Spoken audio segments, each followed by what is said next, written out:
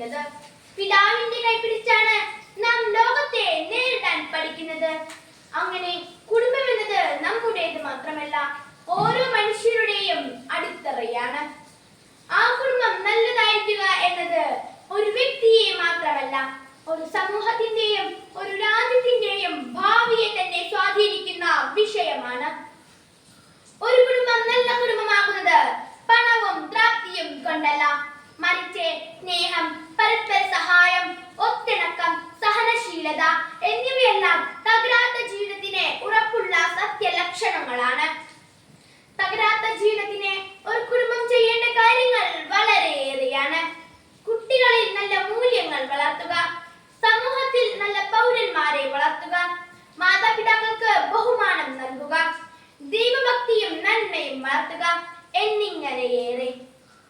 ഒരു നല്ല കുടുംബം ലഭിക്കാതെ വളരുന്ന ഒരു കുട്ടിക്ക് ശരിയായ മാർഗദർശനം ലഭിക്കാതിരിക്കാൻ സാധ്യതയേറുന്നു. അത് തെറ്റായ ജീവിതത്തിനും തീരുമാനങ്ങളിലേക്കും നയിച്ചേക്കാം. നമ്മുടെ കുടുംബങ്ങളിൽ ഒന്നായ സ്നേഹം ബന്ധങ്ങളുടെ അടിത്തറയാണ്. ബന്ധം രക്തബന്ധമാകണമെന്നില്ല. മനസ്സിലെ ബന്ധം കൂടിക്കാത്തു സൂക്ഷിക്കുന്ന കുടുംബം നല്ലതാണ്.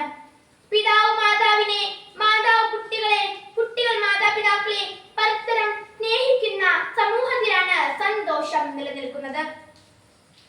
ഇന്ന് പല കുടുംബങ്ങളിലും ഒന്നാകെ നഷ്ടപ്പെടുന്നത് അശ്രദ്ധയും സംസാര സാന്നിധ്യവും കൊണ്ടാണ്. സ്മാർട്ട് ഫോണുകളും തിരക്കുകളും കാരണം ഒരുമിച്ചിരിക്കുവാനോ പരസ്പരം സമയം ചെലവിടുവാനോ പറ്റാത്ത ലോകത്തിലാണ് നാം ഇന്ന് ജീവിക്കുന്നത്. കുട്ടികളെന്നോ മുതിർന്നവരെന്നോ വ്യത്യാസമില്ലാതെ മയക്കുമരുന്നിനെ അടിമപ്പെട്ട് കിടക്കുന്നു.